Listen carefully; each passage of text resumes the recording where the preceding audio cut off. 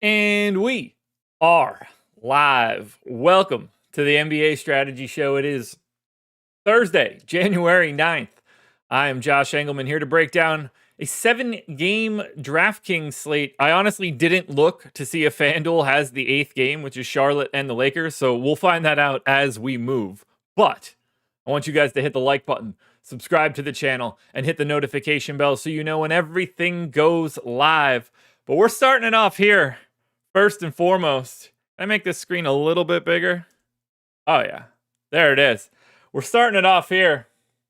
That's not my lineup. You see J187 in the number 1 spot. You see J187 in the number 2 spot. Shout out to Jason Tiberio. You guys might not know who that is. Team member behind the scenes at Stokastic. If you're in our Discord, you know for sure. Picked up first and second yesterday for a cool 125K plus. Gotta love it. I love Jason. I want to make sure that we were talking about this because this one started off with a bang for him yesterday. Halliburton, Oubre, Keldon Johnson, Noah Clowney, Bryant, Butler, Giannis, Towns. And that right there is the dub. And just in case that wasn't the dub, second place as well. Butler, Martin, Hart, Yabu, Claxton, Maxey, Clowney, Towns.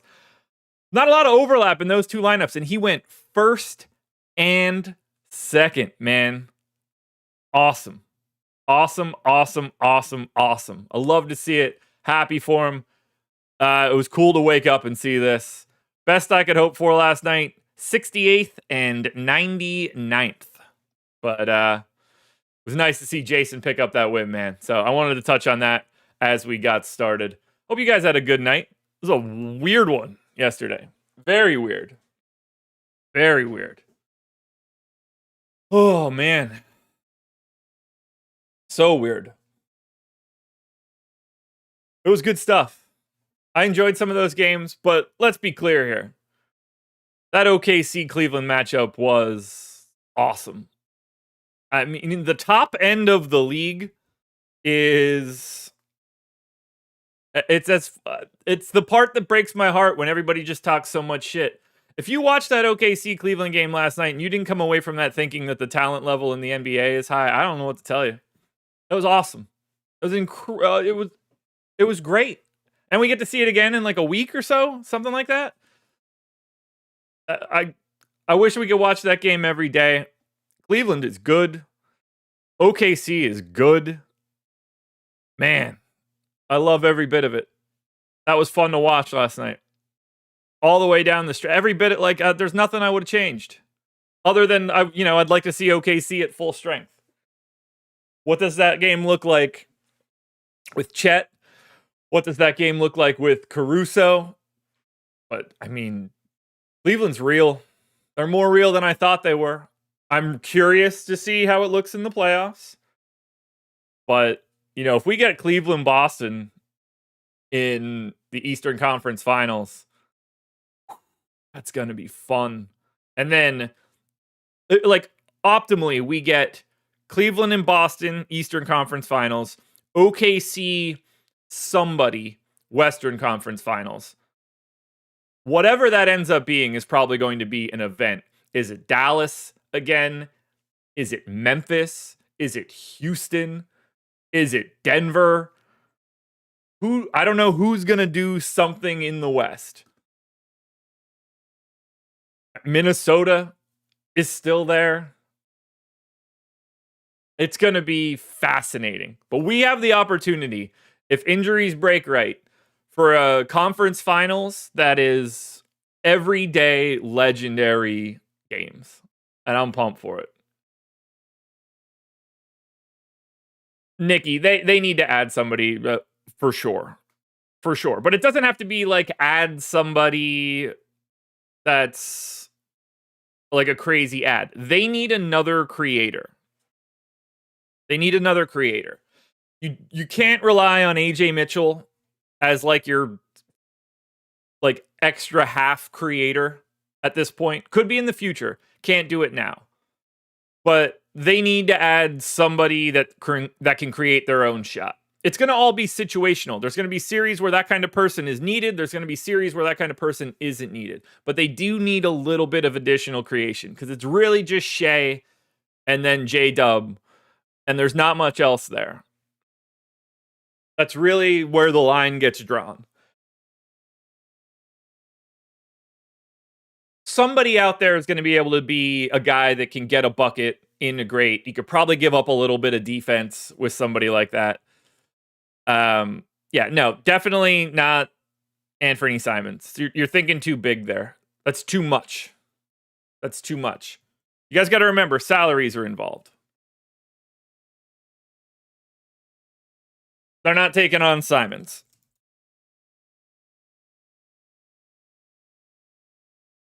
I've mentioned before Colin Sexton, something like that. Although, I guess, I thought Simons had an extra year. It's 27 and a half, but you would never keep him, and that's kind of what the problem is. But to get to 26 million right now for OKC would be kind of tricky. Cam Johnson would just be a great add. Jordan Clarkson's best years are probably behind him, but like that kind of guy, yeah. But Clarkson's not that guy anymore. I mean, Cam Johnson's just a win. Like, you do that all day, every day if you can.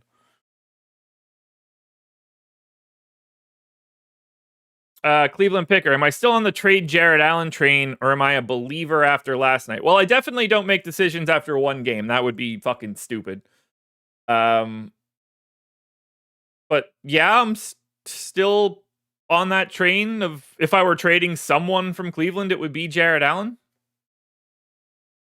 Look, they have 4 guys. Maintaining 4 guys in that salary structure is going to be pretty difficult to do in Cleveland. If I were trading one of them, it would still be Jared Allen. It doesn't mean that I don't like Jared Allen. That's just how team construction has to be.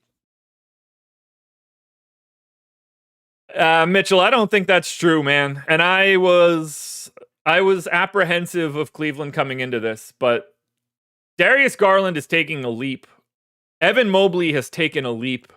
And those 2 guys doing those things have changed, to me, the ceiling of what Cleveland is. In dunks and threes, offensive plus minus, Darius Garland is having the 3rd best offensive season of anybody in the league. That's crazy. That's crazy.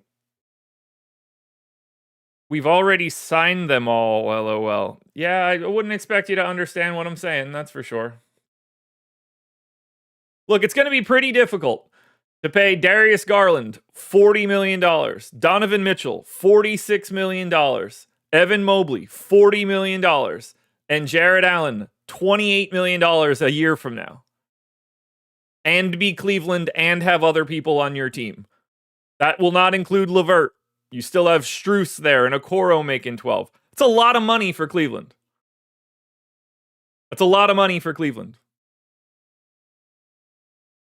Look, Dan Gilbert's paid it in the past when the team was real. Dan Gilbert will eat a tax bill if this team is legit. And it seems like they are. It seems like they are. Yeah, Mitchell, I don't think any bit of that is true right now. I think you could tell me that was it last year. All right. Hey, Cleveland Picker, I'm sure you're not biased in this conversation where I'm talking about how good Cleveland is. Can you just be realistic? I mean, it's in your name that you're going to be ridiculous about this. They're great. That's a lot of money. And eventually they're going to have to make a decision. If you're asking me who I would pick, it would be Jared Allen. Okay, keep them all. Sign 10 more dudes for $40 million a year. Do whatever you want, brother. Apologies for me answering the question you asked me. Yeah, Okoro's on a 3-year deal, just signed. I'm not confused by any of this. Probably don't want to be paying Isaac Okoro $12 million.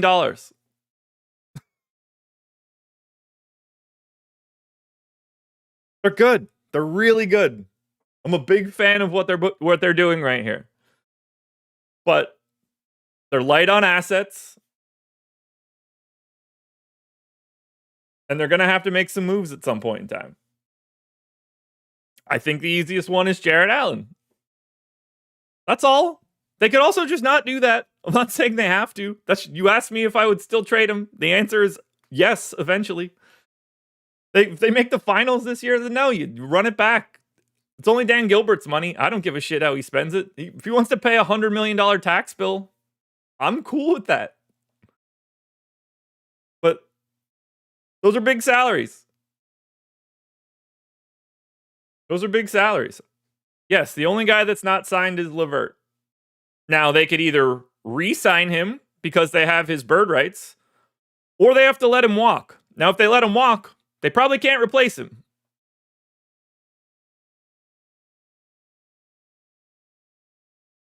But they're good. Oh my God. Okay, man. Look, you know what's going to be easier for me? I don't even want to do this, so just goodbye. I can't even bother. Just adios. Find somewhere else to be. Want to talk basketball, guys? I do.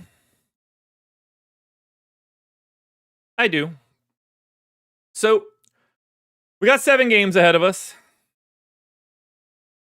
Not the most fun slate. Like we don't have the gem game today. Minnesota Orlando could have been. It's not yet. Miami Utah not great. Atlanta Phoenix not great. Portland Dallas not great. Houston Memphis is the sneaky gem game for today. But Memphis is a bit still dinged up, so we don't know what Memphis we're going to get.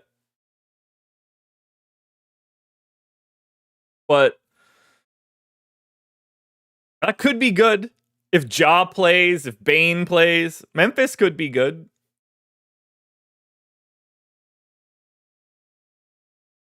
Toronto, Cleveland, I mean, you would expect... For most of the teams in the league, we would look at this and think like, okay, Cleveland let down after yesterday's crazy OKC game. Cleveland doesn't strike me as the team that has letdowns. It feels like they just step into this one and kick the crap out of Toronto. Maybe I'm wrong. Maybe I'm right. We'll find out. We're going to break it all down right now. Let me delete my lock lineups quickly. And let's get into it. So, Raptors, 15.5 point dogs in Cleveland, 234 total. This is actually the second highest total on today's slate, third highest pace game. And that's going to be Cleveland picking up the slack from the pace perspective. Now, there is no ownership coming in here. Quickly is at 13%, 6,700. He would be the guy that I would want to get to. Came in 15% optimal for me, 30% boom rate. He's fine. He's fine. You know, if you want to get to a little Scotty Barnes, I could see it. You want to get Jake Puddle, I could see it.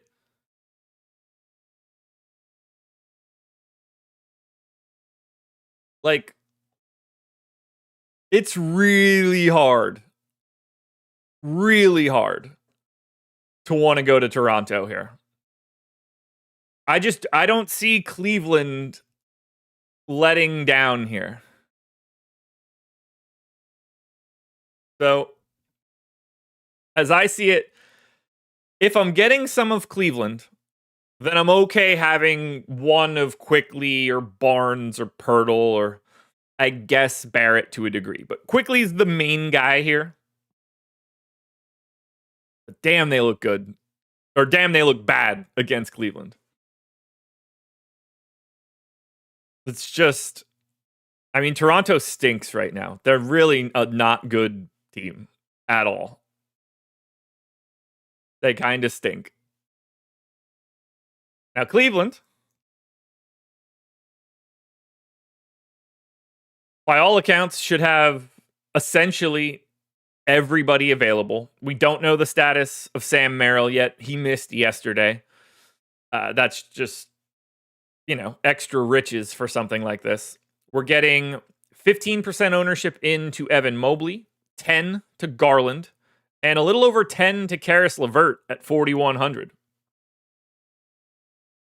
I don't have much disagreement here. I would argue Donovan Mitchell is a bit under-owned. if he's going to be 6%, 8,600, point guard, shooting guard eligible. He came out 14% optimal for me. You're looking for about 50 fantasy points in this scenario.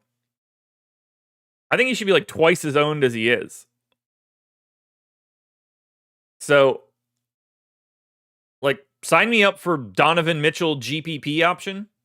Garland looks good, arguably a little under-owned at 10%. Evan Mobley looks good, great flexibility, just really, really good at basketball now. Jared Allen's totally fine at 6,400. I don't love the LeVert play. He's really just frozen in this like 22, 23, 24 minute spot. And I don't love the idea of locking him in immediately in a 7 o'clock game. But as a point per dollar play, he does look good. I don't mind at all. Ty Jerome will be an unrestricted free agent at the end of this season. So if he is the LeVert replacement, and he isn't, that is going to be a bit of a tough sell. I don't think they have any bird rights either. So no, they can't, right? They don't have bird rights on Jerome. They have early bird? Yeah, they're not going to really be able to offer him much. I don't think.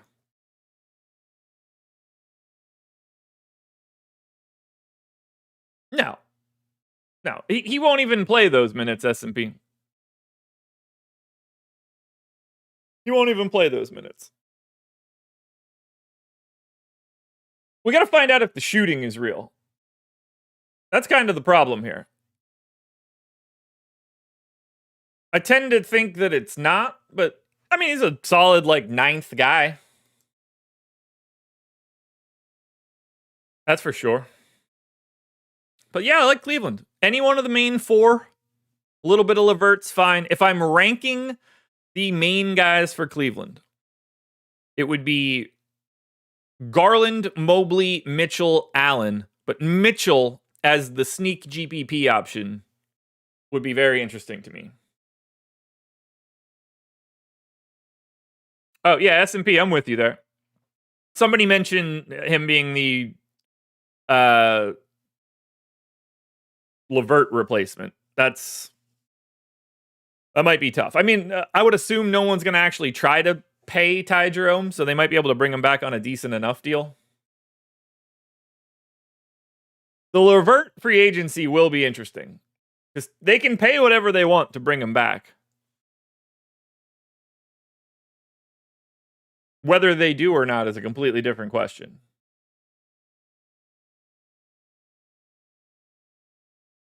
All right, game number 2. The Golden State Warriors, who are largely impossible to talk about for today, will be on the road in Detroit against the above 500 Detroit Pistons.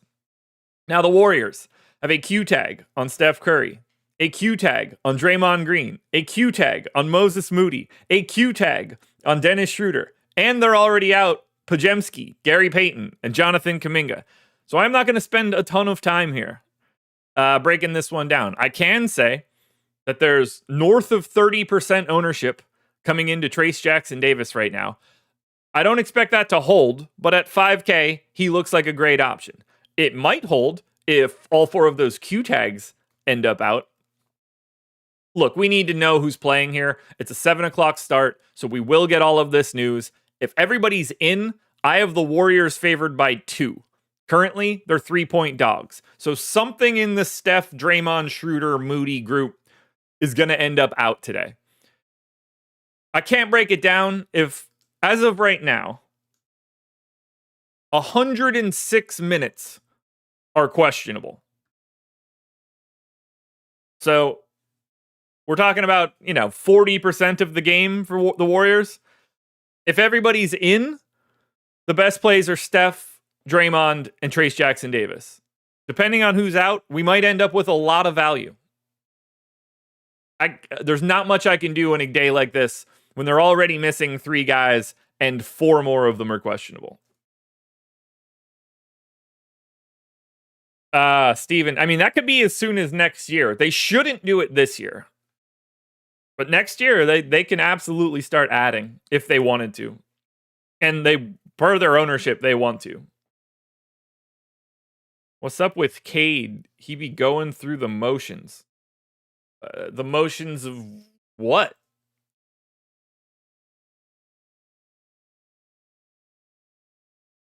Being good?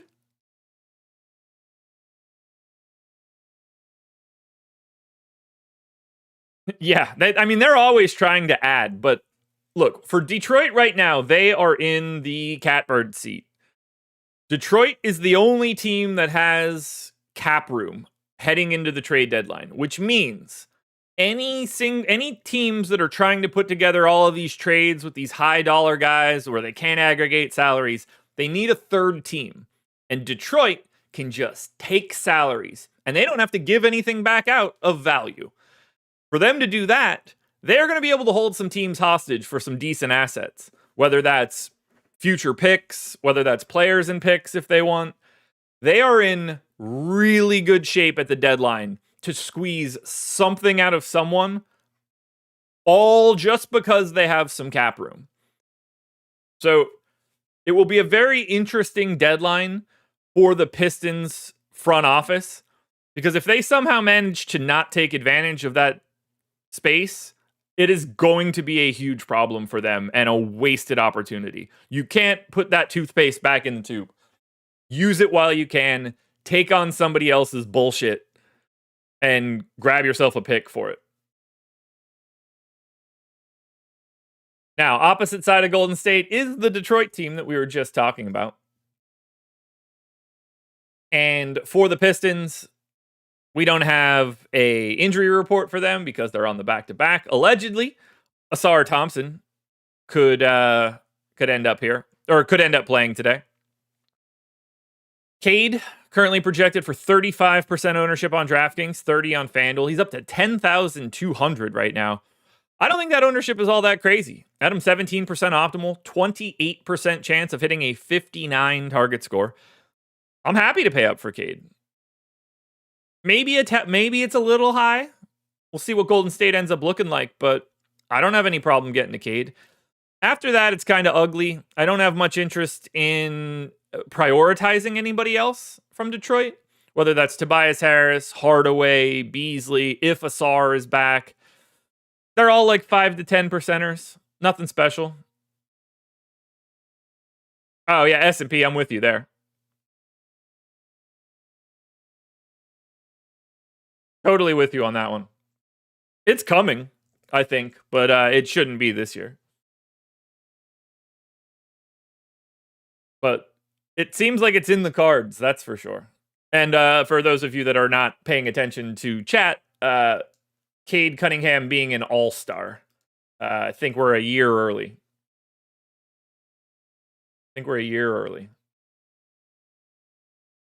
But it's coming. It is coming. Dude's good, man. Get him some help around him and things start to look a little bit better. We'll see what they end up looking like next year. But yeah, you want to get some shares of Tobias Harris or Tim Hardaway or Malik Beasley. They're fine to have in lineups.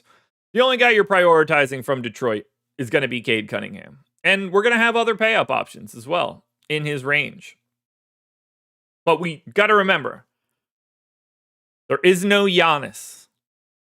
There is no Jokic. There is no Shea. There is no Wemby.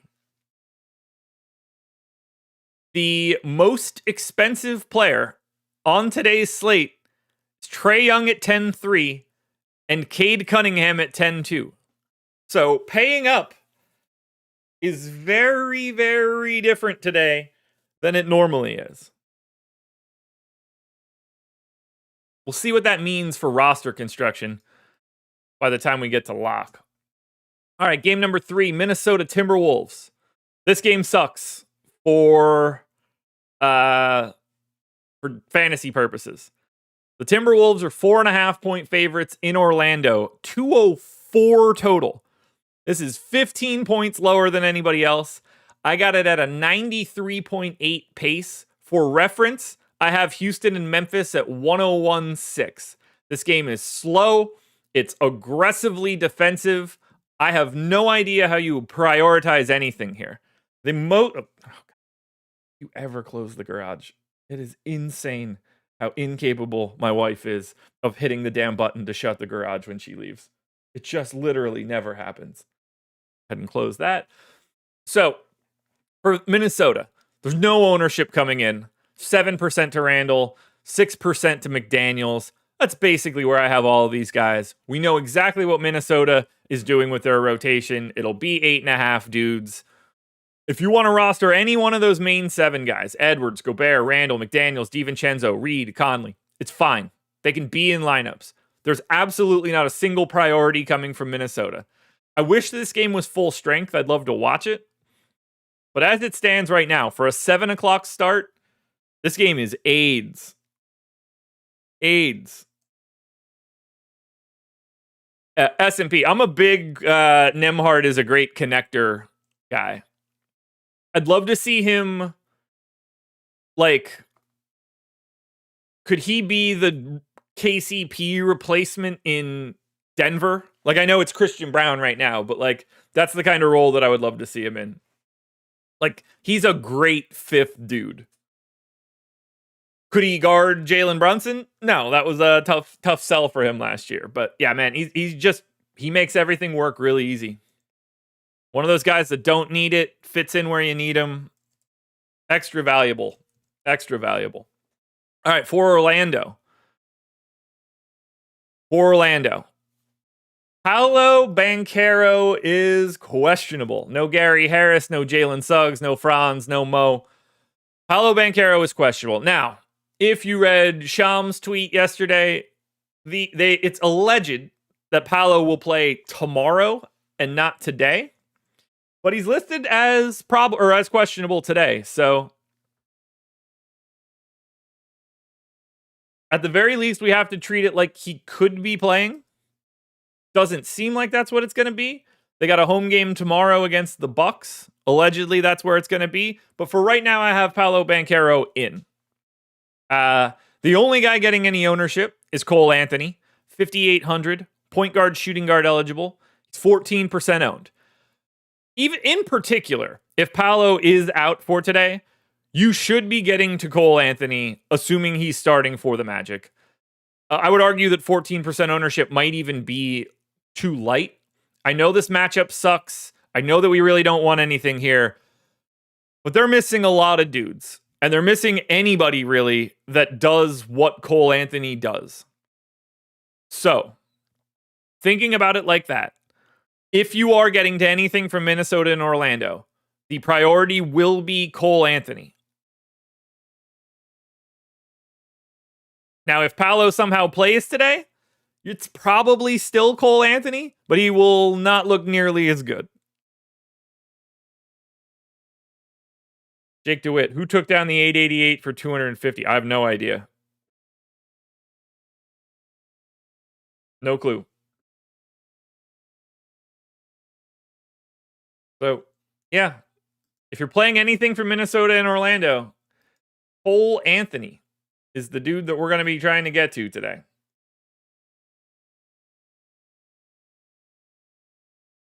Oh. Stretch that out. That felt good.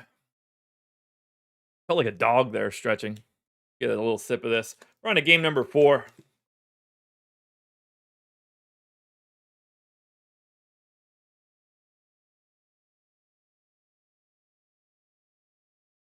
All right. Yeah, S&P. Same here, man. Falling into it for once. Didn't see that one coming at all. All right. Houston. Memphis. Awesome game.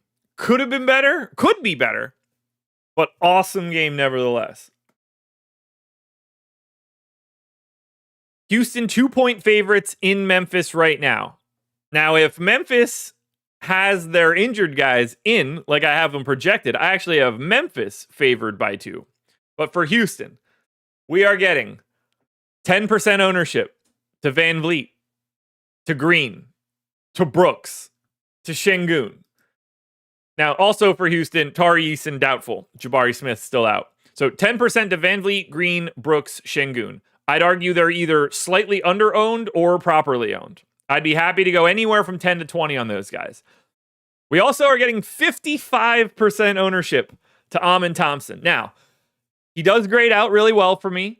He's 7,100, shooting guard, small forward eligible. I went 35 minutes. That might be light. This dude's playing a ton right now.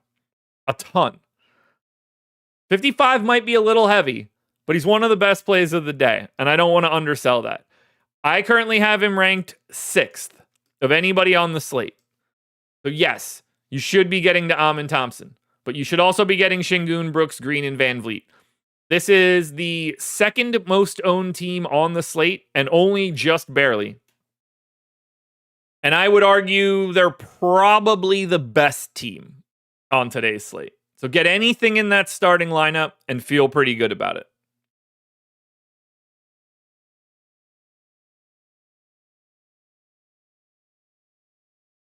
This looks good. This looks good. If I'm ranking Houston, it would be Amen Thompson, Fred VanVleet. Oh my God, they're all equal. Jalen Green, Dylan Brooks, Alperen Şengün. Whitmore is getting traded. Yeah, I would doubt it. I would doubt it. I mean, if he does, it's because Houston's trading. He's part of a package, which could happen, I guess. But I would be surprised. Depends on what Miami's trying to do. Or sorry, it depends on what Houston's trying to do.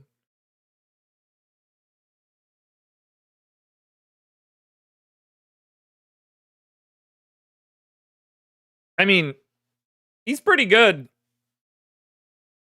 for a 20-year-old dude.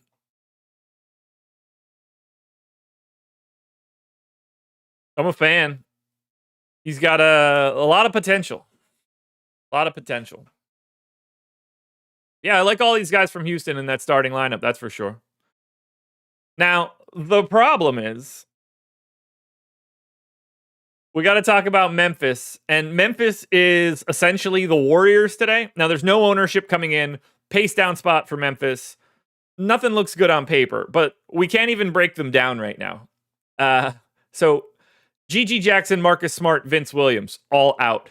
Santi Aldama, Desmond Bane, Jaren Jackson, and Ja Morant are all questionable. So, just so we're clear here, their three best players, Morant, Bane, Triple J, all questionable. There's nothing we could say here for Memphis right now. They could look awesome. They could look largely unplayable. If everybody's in, you're not getting to Memphis at all. But we need this news. So we got to just walk right past Memphis, unfortunately. Coach Chris, yes, I did.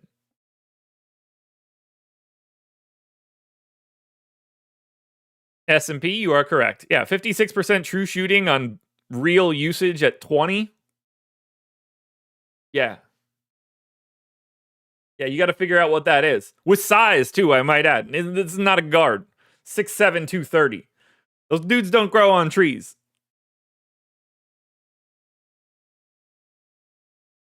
And that is why we need expansion in the NBA, because Cam Whitmore right now can't crack a 10-man Houston rotation.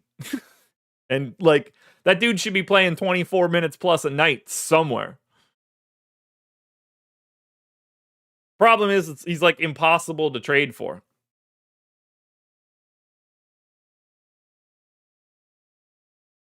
So, I don't know. It'll be interesting to see if he can ever end up somewhere. Or if Houston ships out other people. I wish we could talk more about Memphis. Let's hope everybody's in and we could just watch Houston and Memphis, because that's a damn good game.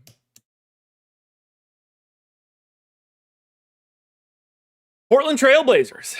7.5 point dogs in Dallas. 219 total. For Portland, this one's probably not going to be that bad.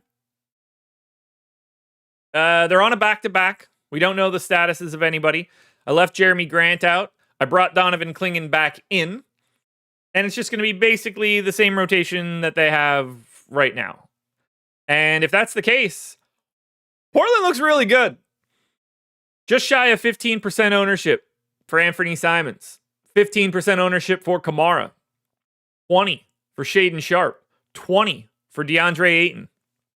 Around 5 for Denny Avdia. I completely agree with all of this. I have Anthony Simons 17% optimal, a 32% chance of scoring 42 fantasy points. I would argue he might be a hair under-owned. Monty Kamara, perfectly owned. Shaden Sharp, perfectly owned at 20%.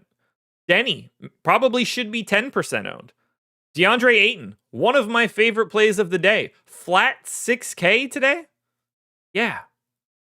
20% owned, deserves every bit of it. These 5 dudes look awesome. These 5 dudes look great. If I'm ranking Portland, it would be Simons, Ayton, Sharp, Kamara, Avdia.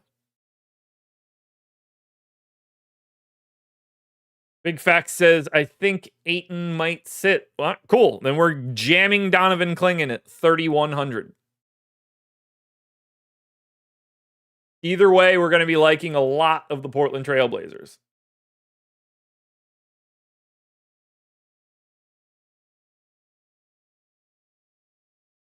When was their last back-to-back?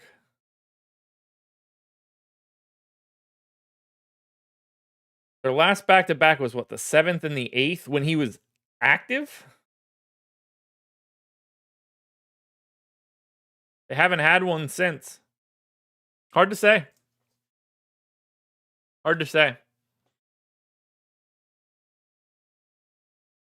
But we'll see.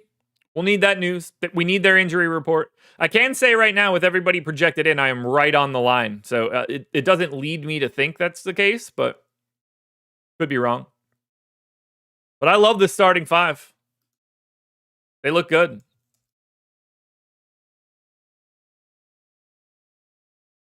They were going to rest him in the first game? Where did you see that? I think you're thinking of Clingan.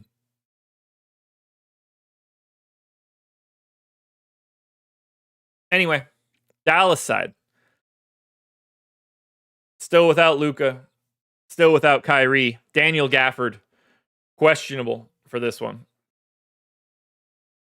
We are getting some ownership, though, into these Dallas Mavericks. 25% ownership to Najee Marshall. 20% ownership to Derek Lively. I do not in any way agree with the Lively ownership. I anticipate that coming down. If it doesn't, I just simply won't want to have him. It's a pace down spot here for Dallas. The Najee Marshall ownership I don't have a problem with. Small forward, power forward eligible, 5K, 0.9 fantasy points per minute. I like the flexibility. He was my most optimal guy. But my second favorite option here is probably Klay Thompson. Shooting guard, small forward eligible, 6K. I got him projected for a fantasy point per minute, only 6% owned, 10% optimal, only a 14% boom. One of those situations where like you either get it all or you're probably not happy about the way that it went. But I don't mind getting to Klay. I just don't agree with that Lively ownership.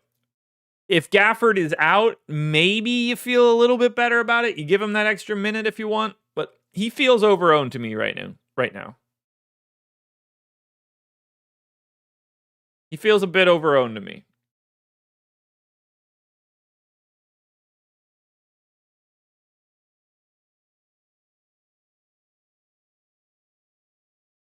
What else we got here? You know, Dinwiddie, I don't. It's hard to want to pay $6,500 for him. If I'm going to one of these guys, I'd rather go to Grimes over Dinwiddie because of the position. PJ Washington's a tough sell at $6,900. I just really don't have much else here for Dallas. It's Marshall, it's Thompson, and it's some Lively for sure. But right now, I'm not on Lively the same way the public appears they're going to be. Alrighty, let's talk schedule for the rest of the day. Very easy, guys. Very easy. Nothing too crazy here. We've got the NHL strategy show coming up at 2 p.m. I will be back with Spags tonight at 5 p.m. for the deeper dive. Eric and Bellman will be on live before lock tonight. And then Greg and myself will be on playback tonight at 7, where we will be watching. Well, we got 3 games at 7. And then we're just going to be waiting to make our late swaps before the 8 o'clock Houston-Memphis game. Then we have another swap at 8:30 and then 2 more for 9. But that's where we're at for today. Now we go to Atlanta. Hawks are 6.5-point dogs in Phoenix, 238 total. This is the highest total on today's slate, and I have it with the highest pace on today's slate. Now, Atlanta, still without Jalen Johnson, still without Larry Nance. Bogdanovich is probable, Trae Young is probable, but Onyeka Okongwu is questionable for today. He is also the only guy in double digits on DraftKings. 12% to Okongwu feels about right. I would argue that $10,300 Trae Young is a bit underowned at 8%.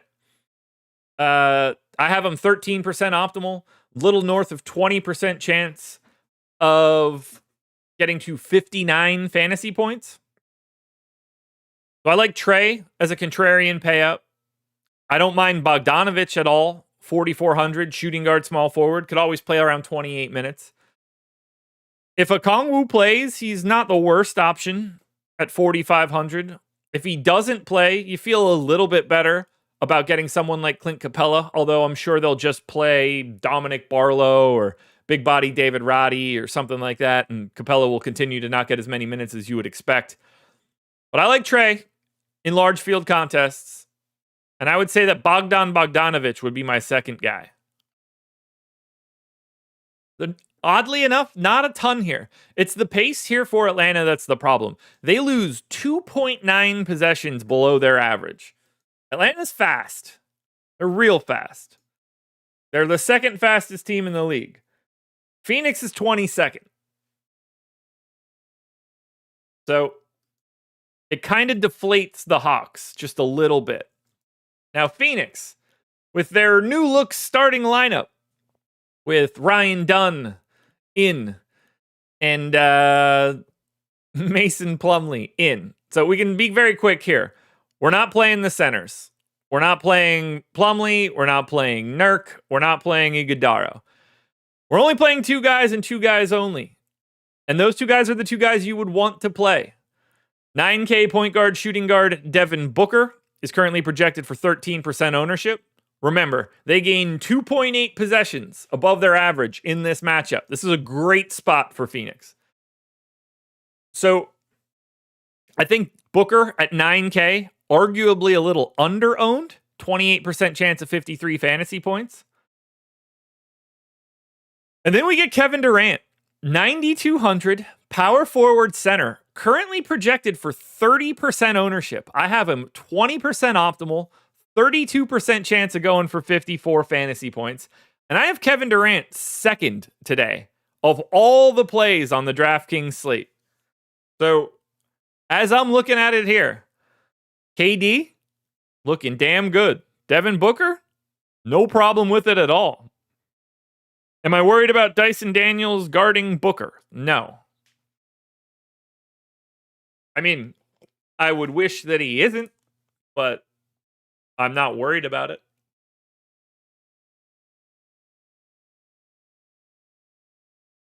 Certainly not a good matchup, but I don't worry too much about individual defensive matchups. It's not 30 years ago. Durant looks good at 9,200, man. I just don't see how you go to anybody else. Beal off the bench, tough sell at 6,700. Ryan Dunn, Tyus Jones' minutes have evaporated. I don't like anything else here for Phoenix. This is Booker and Durant, and that is it. Game 7, the final game of the DraftKings slate, just out of curiosity, is Game 8 on FanDuel? Oh, no, FanDuel doesn't have it either. So, adios, good riddance to Hornets Lakers, which I'm not mad about. Also, it's really weird to have the Hornets play at like 10 o'clock. So, final game of the slate. Where is Beal going? I mean, nowhere if he doesn't want to. My assumption is Bradley Beal doesn't go anywhere. But if he does, it's only because he wanted to. They don't have a choice otherwise. Miami Heat. By the way, this is the most owned team of the day. They're 5.5-point favorites in Utah. 221 total. And obviously, no Jimmy Butler around today. Kevin Love, doubtful. Josh Richardson, doubtful. Tyler Hero, available. Just shy of 10% ownership coming in for Tyler Hero on the DraftKings side. He's 30% owned on FanDuel because he's $900 cheaper. Bam is 20% owned on DraftKings right now at $8,200. Jaime Jaquez is 40% owned on DraftKings. Terry Rozier is 30% owned on DraftKings. There is no ownership coming into Nikola Jovic, who I think is at least a little GPP sneaky, 4,700 power forward center. I'll be honest. I think Miami is a bit over-owned here, at least for Jaquez and Rozier. There's good flexibility. Their price tags are fine. I don't really see Jaquez as a 40% guy or Rozier as a 30% guy. However, I don't mind having a lot of those two guys and just dealing with the swaps as they come up. But, yeek, that feels a little heavy. That feels a little heavy. The Bam ownership looks okay. I would argue Hero's a little low. But, you know, if you tell me Jaquez is like 30, I think that makes a little bit more sense. You tell me that Rozier is like 25, I think that makes a little bit more sense. Butler rejected the Grizz and Bucks. He should just say where he wants to go. Yeah, he did. He said, I want to go to Phoenix. That's exactly what he did. The Josh Richardson news is going to be huge? For who?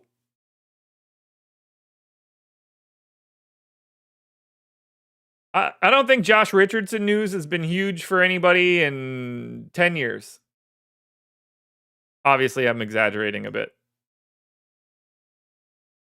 I mean, Josh Richardson hasn't played since November 18th. King, I promise you, the Josh Richardson news is as meaningless as it gets. Are you just fucking with me? That's not funny. Don't do that. Don't do that. Missed 22 straight games.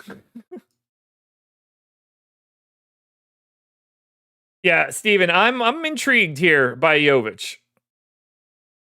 I'm intrigued by Jovic here if he's going to be underowned. Because every once in a while, the dude just falls into like 35 minutes. And it's like, oh shit, I should have had him. So he looks sneaky in GPPs. Jaquez and Rozier look a tad overowned. I'm happy to get to Hero and I'm happy to get to Bam. The matchup's awesome. Playing Utah, you're never mad about it. Jazz stink. Now, speaking of the Jazz, Jordan Clarkson, out. John Collins, out. Deontay George, out. Bryce Sensabaugh, questionable.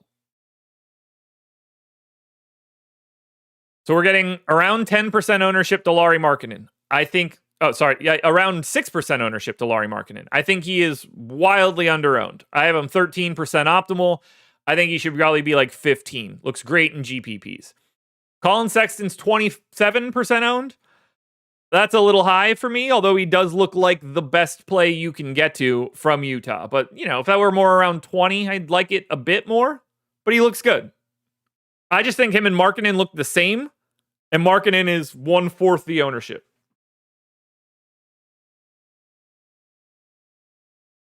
We're also getting 25% ownership to Bryce Sensabaugh if he happens to be in. And I think that makes some sense. I would guess that he would start. Small forward, power forward eligible. I gave him 24 minutes. 11% optimal, 21% boom rate. and he only needs 29 fantasy points. So you're basically looking at a 20% chance of getting 30, and that will be enough for you here with Sensabaugh. Now, it is a pace down spot. We do need him to be in.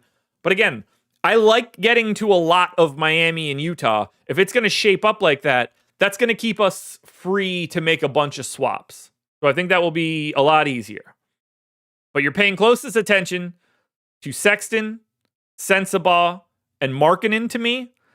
I don't have a ton of interest in Walker Kessler, but he's obviously rosterable. Now, if Sensabaugh ends up out, we could probably take a little bit of look at like Johnny Juzang as a value option.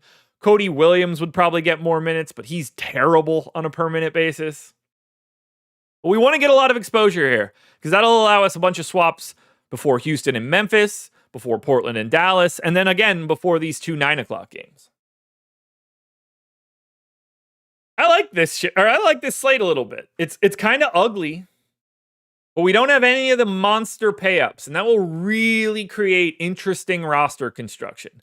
Because it's not just going to be like, let's just jam in Giannis. Let's just jam in Jokic. Let's just jam in Wemby. Let's just jam in Shea. I mean, if I look at my model, actually, who are the top plays and who is available and not available? So, Jokic is the number one guy. Actually, let me refresh that. I might not have in a while. Okay, yeah. Jokic is the number one guy. Not on the slate. Wemby 2, not on the slate. Giannis 3, not on the slate. Embiid 4, not on the slate. Shea 5, not on the slate. Luka 6. LaMelo 7. AD 8. Tatum 9. Zion 10. LeBron 11. Towns 12. Sabonis 13. Cade Cunningham is the 14th best fantasy point per possession guy in the league. And that's the top dude for today. Woo! Woo! They are missing the top 14 per possession scorers are not on the main slate today because LaMelo, AD, and LeBron are all not on it. They play later. Oof. That's interesting, man. That's interesting. That is not what I was expecting. That is not at all what I was expecting. I figured somebody was just sneaking in a bit higher than that, but that's pretty wild.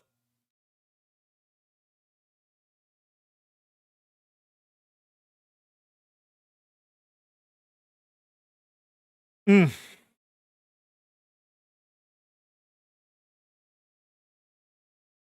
do you mean no Trae Young love? There's a line in the sand right here under Şengün where you get everybody bunched back up again.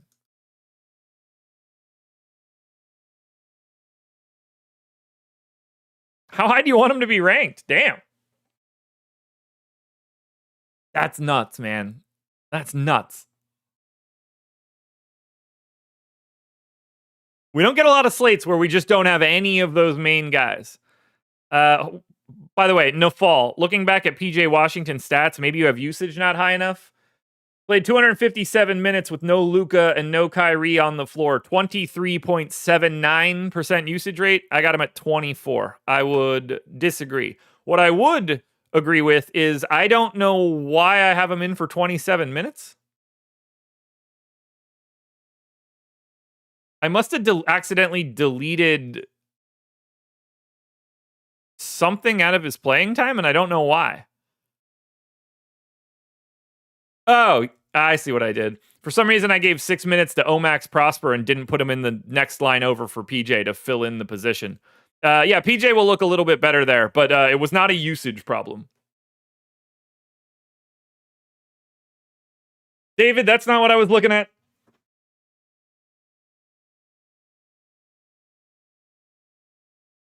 So, Nafal, good shout out. You were just looking at it wrong. The usage wasn't the problem. It was the fact that I put his when I split out his minutes, they went onto the wrong line, and I didn't notice it. I could take a quick look and see what he looks like. Yeah, you're. I appreciate you pointing it out. I mean, I would have noticed it eventually when I go back through the teams, but yeah, he's under-owned at 7% ownership. Yeah, I don't know how I tabbed over there, but I didn't give him the 6 that he was supposed to have. But yeah, he looks way better there. Not any sort of priority, but I would imagine I would have his optimal like 12 or 13%. If he's 7% owned, that's a little light. So yeah, just in case I didn't mention it before, because I probably glossed over him. PJ Washington looks like a good GPP play right now.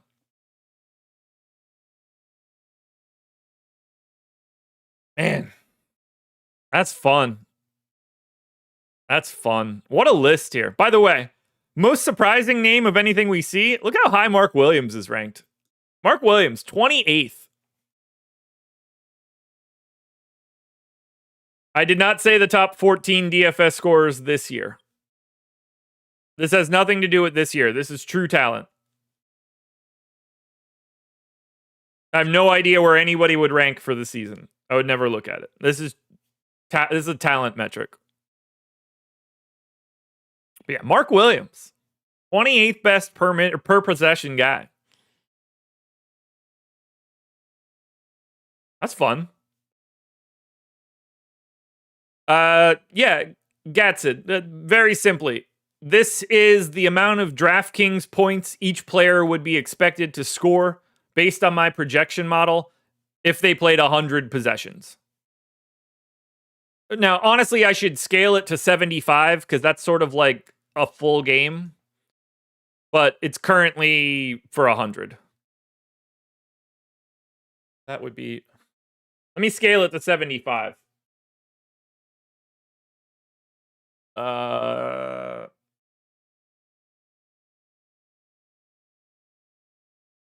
it's going to be... Okay.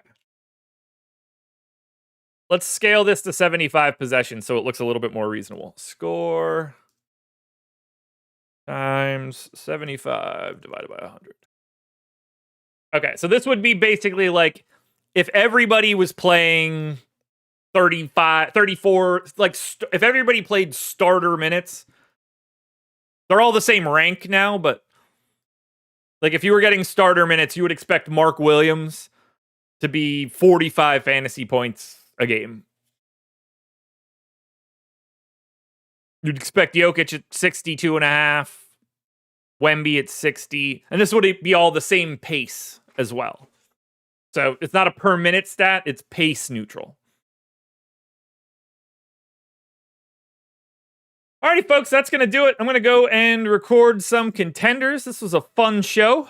Remember, NHL strategy at 2, deeper dive at 5, live before lock at 6, playback at 7. Good luck, everybody. I will talk to you guys later.